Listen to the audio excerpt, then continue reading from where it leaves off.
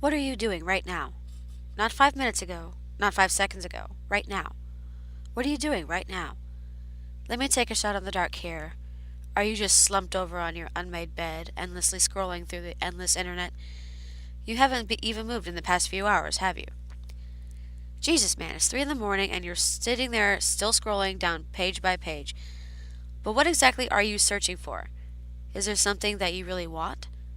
Like, really want? And no, not playing cards, not a wig, not like on Amazon. Is there something that you would kill for? Something that you would sprint through salt-laced glass for? Well, then it's your lucky day, and I'm sure that's a first in a while for you. Lucky for you, you can get it. However, it may take some effort. There are some requirements that not many fully meet, but you surely will. With your pathetic life, your crappy flat, your broken cigar box that you willed with those worthless poker chips, your pile of piles next to your unloaded dishwasher. You are perfect. Now to start, what do you want? It should not be something that you just would like, but something that you really want. It should be almost impossible for you to go on without it. Good? You have something in mind, because now you have something to look for support. You do not want to fail. Secondly, you will need a car. Do you have one? No? How do you not own a car? Oh, you sold it? Oh, well, that may be a problem. You'll figure it out. Also, don't even try to use your rusty old bike. What is going to happen is not something that you can do on a bike. First things first, get ready to go. Got your shoes tied, jacket zipped? Good. It's time to leave. Get out of your apartment, lock it. Why do you say that? It's not like you have anything in there. I'm almost tired of your questions. Come on. Okay, get out of your flat, slowly walk down the hallway. Take each step with caution as not to make any attention. Don't even step on the pile of cigarettes that always seems to grow every time you pass it. And no, don't pick up that wad of money or that snapped pair of glasses. Make sure as you leave, everything stays the same. Everything. Almost there. You're doing great. Moving down greasy walls slowly, stepping over the empty wrappers on the ground and creeping around the mystery splotches. All of this without a sound. Okay, now you're outside. So far, so good. Luckily, you shouldn't have to go too far. You've probably passed this place hundreds of times, and yet you've never truly seen it. Step outside, step into the brisk air, step into the air almost cold enough to where you could shatter a lock with a hammer. Remember, you still need to get a vehicle. Though don't use any humongous car, don't use something that will stand out. The cover of night may be something that will help keep you safe. You don't want to do this, but deep down you know the truth. You really want to. Think deep down. Think about that flame in your soul. Still, that spark keeping you going, what kept you alive during finals, that flicker of light that keeps dimming by these payments. When you're done, you'll have a lifetime of gasoline to turn a match into a bonfire. Back to what was being said before, and yes, you can choose that sleek black Mercedes over there, but don't expect it to come back in that same condition. Oh yes, that one over there looks perfect. That sexy beat-up decade-old Prius that's just sitting there and it looks like the owner's inside right now. Wait, the engine's running. Run! Door! Keys! Yes! This is perfect! Floor it! Well, guess you have a car now. Half tank, too. And would you look at that? Keys in the ignition. That should work very well. Now on to that true mission. You need to find the road. No, it doesn't have a name. No, not on Google Maps. Technically, it isn't even a real road. Though it will appear if you are looking at the right time, and you will only see it if you know what you're looking for. The last rule you have to do is this alone, but that surely won't be an issue for you. The time to go is whenever you think the roads will have the fewest drivers. 4 a.m. will be perfect. Remember those woods on the west side of town? Path forgotten, oak cloaked. It's the road that attracts nothing to no one.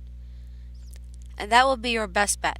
It will be a long stretch of woods, and it will look the same as every other road. Though trust me, this road will stand out. Nothing will be different, but the flame inside of you will flutter, if only for a second. It will lurch you forward, so start driving and soon your flame will be driving you. But while you wait, let's start thinking about what exactly you've been wanting so bad. Don't even deny it. You wouldn't have stolen a car if you weren't chasing something important.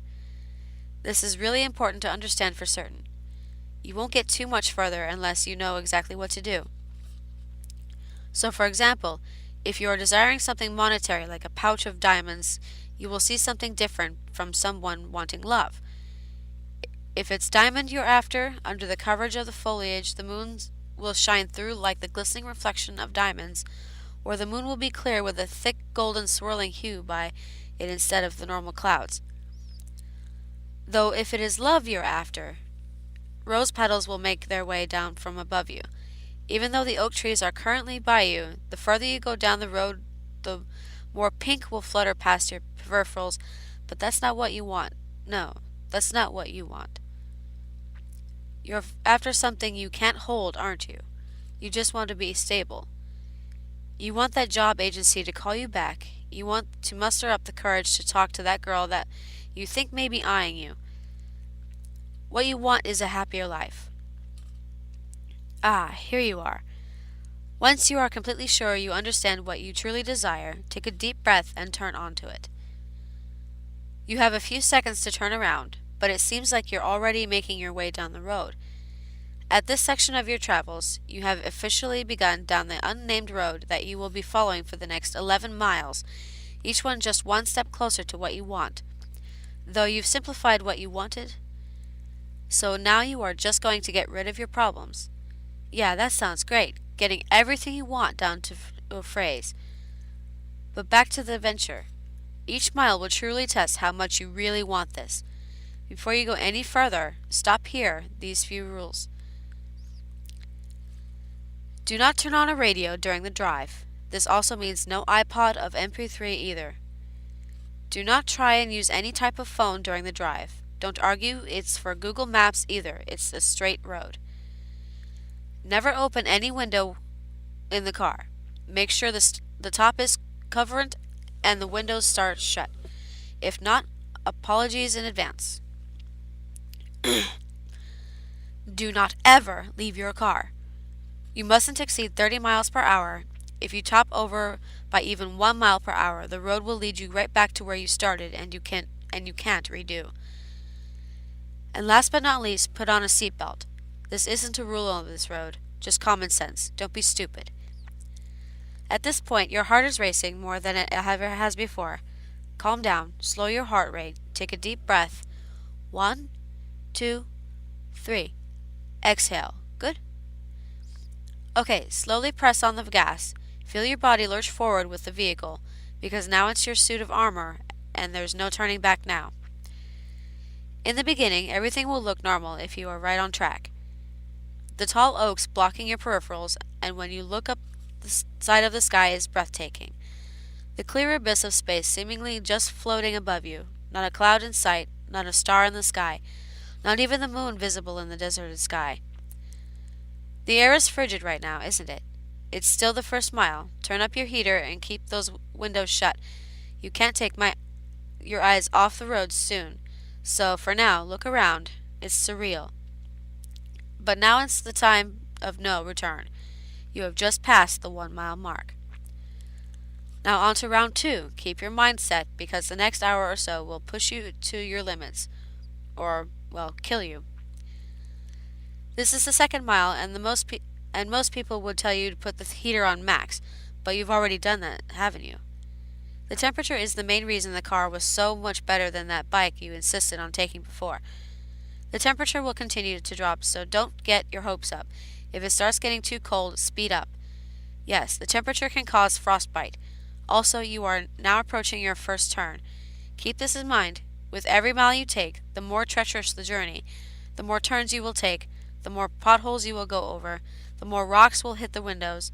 Keep this in mind if you want to keep this car perfect. A few scratches from rocks and annoying bumps won't hurt you too bad. But if this car stops moving for any reason, you won't escape. You will die. From here on out, your life is now in the hands of this car. Good, you are doing pretty well. Once you pass this upcoming turn, the third mile will begin. This mile is very, very easy as long as you keep the gaze forward and stay in the center of the road. You've surely noticed, but the road itself has changed. The road from pavement to a more cobble. Throughout this mile, it will slowly deteriorate into a dirt path. The material of the road is not the only change. You are not crazy. Those silhouettes of what seem to be human figures are actually there, behind trees, walking in the forest. They are truly there. Make sure not to gaze upon them. You will know what they are soon, but for now, keep yourself as unnoticeable as possible. Remember, a distant object may be unnerving, but it isn't damaging the car, so do not worry. Also, another thing that was left out of the rules was something that you probably will not attempt, but should be mentioned. Never attempt to leave, do not drive back, do not veer into the forest. If you attempt to do so, the road will never end. If you try to leave now, you will be left in a never-ending loop, forced to face the harsh reality of an emptying fuel tank as well as the cooling heater. The frost on your windshield will eventually grow, and if you turn around, the chilling air will, without a doubt, overcome you. Look at yourself, so determined, so cold, terrified. You have clearly begun the fourth mile now. Those distant figures have noticed you, haven't they? Undoubtedly, they are trying to say something, not to you, but in you.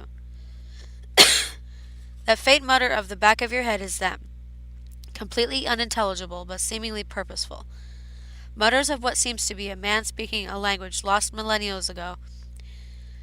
This speech cannot be drowned out by anything but sheer willpower. Focus on what you want. Remember that clear sky?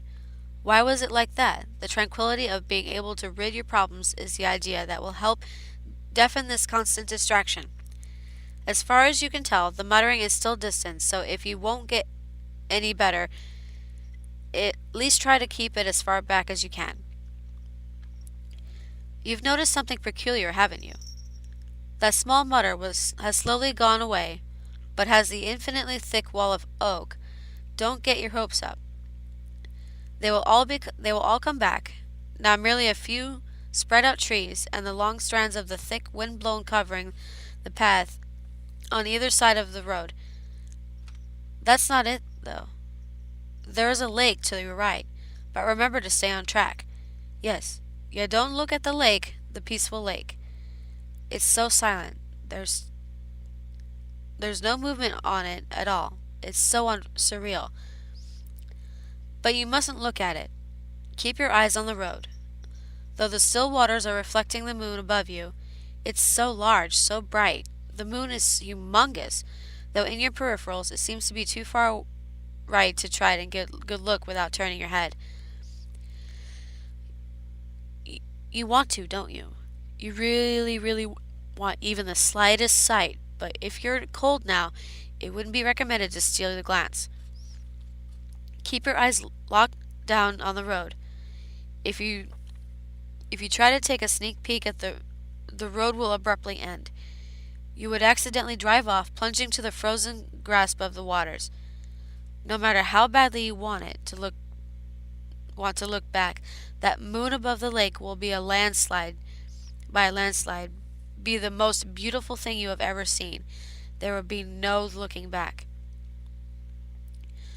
Well, wouldn't you look at that? You're nearly halfway there. Remember that this is when most people start to lose hope. The trees have come back, and that empty sky that once gave you peace now just seems empty, with the only source of light being by your car's lights. The sky seems void of any emotion. If you keep hope, you will be able to endeavor these mild struggles. Your lights will flicker every once in a while, but that's exactly what should be happening. Keep hope, look straight, try to stay warm, and you are in a great shape for what's going to start. Oh no, the stereo is going to prove to be difficult. It looks like the real owner had amped the subwoofers and the speakers. During this mile, the radio will turn on. The noise produced will be screeching, making you wince in pain for some time. Only a minute or two into this, a calm voice will start. If you are lucky, the noise from the stereo has completely deafened you, blocking you from this voice's horrors. The feminine voice is so soothing, drawing you into it, but what she says is terrifying. She speaks in a way that makes you imagine. No, not imagine. Live.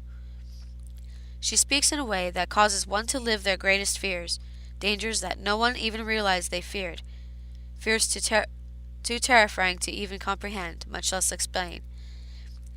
Try your best to stay in a straight line. What she says will cause it dangerous to navigate properly, so go slow, even if your primal self wants to floor it to escape the tortures. If you veer off, you will freeze and perish in the vein of your mission. Endure the torture and make your way through this slowly. If you go too quickly, the noise can quickly make your steering a bit too sharp on the twists and turns of this mile. Mile 7, known as a hellhole coated in bubble wrap. Nothing in this mile can hurt you physically. If you can survive this mental pain and keep your eyes laser guided down the declining path, watch out for speeding up too much, as the constant decline of this mile can make the frozen tires of any vehicle a bit difficult to manage, especially because those silhouettes are back. Remember from before, as they were a distant mutter? Well, you won't be that lucky this time. As soon as you pass the mile 6 milestone, these souls all took notice. The notice that word choice, yes. Those silhouettes are the souls of those who embarked upon this journey only to have the temperature sniff out their spark. Souls on this mile have made it their mission and to drag you down with them. In the beginning, their past mutters will start back up as every moment passes. The volume of mutters increase, and the mutters stop being dialect but screams. The hidden souls that were also behind trees are now approaching the sides of your newly stolen car. Not close enough to get a good look at their faces, but you do not want to see that. Ear bleeding, glass breaking, screeches, you will hear them as they try to get your attention. Don't look. Even a sight will paralyze you, letting your car stay straight off the side of the bending road. Luckily, if you ignore the noises that may even seem like they are coming from the passenger seat, they will get bored and leave you alone.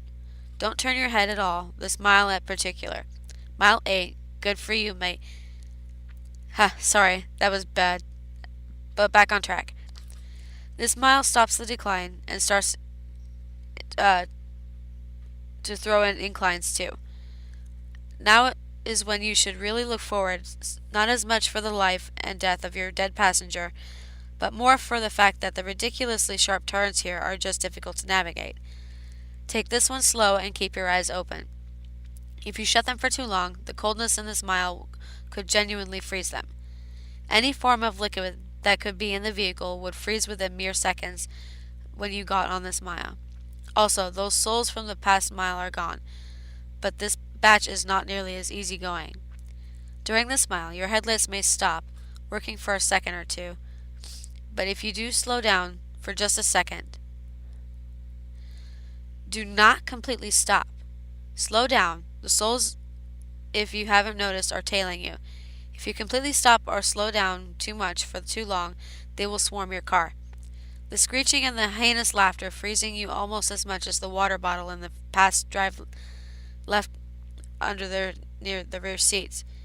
If you get swarmed, you may be in what some call a pickle. Clawing at your tires and prying open the doors, the beings will do anything to get in. All they want is to feel something, anything. The taste and texture of a living being is something that some of these souls have gone without in hundreds, if not thousands of years. Again, if you get caught in a swarm, your best end is trying to strip nude and die by the frost. Mile 9, you are so close to the tranquility of releasing your problems. That dream may be the only thing you get through this mile. Everyone's mile 9 is so familiar it is almost textbook knowledge. That large oak tree that was almost black, the one you passed just a few moments ago, as soon as you did that, your headlights, stereo lights, heater, everything went out. Your vehicle will begin to stall and the souls will begin to swarm. The noises from the end before will remain the same, but you can scare these guys pretty easily. Hopefully you are able to restart the car with your eyes shut. Do it as quickly as you can and try your best to tune out the distractions from the souls. Just play around the ignition for the keys and restart the engine. It may take a few tries, but when you hear that noise, thank the sweet Lord Jesus and floor it. This is the only mile where you can speed, though. The noise should have scared off the bodiless beings, but you can only open your eyes when their screams are completely out of earshot. There is a noticeable smooth transition between mile 9 and 10. This mile should go back from dirt to pavements. The road by now has straightened out and the beings on their sides have fallen behind you. Do not actually do this, but if you were to look behind you, you would see all of the souls slowly following you. This isn't bad though, not chasing, but it seems that they are more impressed than anything else. And if you believe that, you are so wrong. If you only could see their faces, if they had one. If they had a human face, their smiles would be larger than the Joker's. These souls aren't happy for you, but for the fact that more likely than not you are going to meet your life stop during the next mile. Last but in no way the least difficult of miles. Everything in your vehicle will lose power. Similar to the 9th mile, even the engine. In most humane situations, any car would be immobilized, but your car is still moving. Well, aren't you lucky? You get to move without any consent, the force pulling you in, and without any light from the stars or headlights, you are in absolute darkness. But your eyes should be shut anyways. If not, it is a great time to do so. Even with your shut eyes, you will be able to see the red that is growing like the train lights are about to plow into you. Most people by now would have full cover their eyes and ears, but you are too codependent, so it has to be said. Cover your eyes, your ears too if you can, but eyes are what could kill if you opened them. Do whatever it takes to keep them shut. Anything. This red light is like the lake and moon from before, but this time it will bring pain before the end. The unrelenting noises, sounds almost inconceivable by human ears, from every possible direction and angle. No preparation could be taken to prevent this torture. The previous cold has not yet been thrown out the window and replaced with this hell, but actual hell. Flesh melting, bowel boiling, awful. The heat you are feeling is unimaginable. The heat is turning the hood of the car a similar shade of red than the light, but don't look. The end of life is right in front of your eyelids. The heat won't kill you as long as you resist the urge to open your eyes. If your flesh seemingly is peeling off while each individual atom is being split beneath your melted skin, deal with it. The pain will last precisely 42 seconds, and you may not think that it is a very long time, but almost all of the individuals who make it this far do not only fold under the pressure, but flipped inside out and rip the pieces before even 10 seconds. Where all of this takes place is unknown, but the survivors called it the bottom of Cocytus. After the smile, your vehicle will have stopped, but don't you worry. You have lived. Take a breath. Let even a fragment of what's left of your sanity return to you. Your journey is seemingly almost at its end, the hardest part done. Again, take a deep breath and press the gas. You will have yet another mile to go, but this is a straight shot road. Nothing apparently dangerous about it. In the end, you will be met with a dead end. Don't worry. Park the car in the center and close your eyes. Let all your worries keep from your soul to your car to the surface. Imagine why you did this. What have you been traveling for? Think about what it is you did this for and make sure you know you want with it. Just get rid of my problems. Simple enough, isn't it? Don't worry if you don't see any changes the second you open your eyes, but think about where you started. The beginning of this unnamed road off of the woods. When your eyelids peel apart, you will be right where you started. All normal temperature and everything. This may confuse you, but you are done. The change in your life will not be immediate, but it will occur soon. So now that you are done, you may be asking what's going to happen now. What's the catch? Can I keep this car? Will my dead mom come back to life only for me to lose her again? To answer all of that, nothing will happen but your wish. There's no catch if you want to, and don't be stupid. The only catch is your memories. The feeling of all of this will be left with you, but nothing else should happen. Your wish is granted and you are free to return to your home. No need for more rules and regulations except for the ones you place upon yourself. You are free to do what you please with no more issues. You can go back to your apartment and just stay there, or you could drive down to nicer neighborhoods out east and find a place there. Break into a house, rob it, hell, you can kill the homeowners and take their house. No one will care. No one will even notice. You have no more problems. You are free, Sprite. You are just now realizing the implications of your wish, aren't you? Cute. Never going to be able to ask that girl out. Never going to be able to tell your mom you love her. To them, you never existed. To them, you don't exist. And on this note, it may be nice to hear.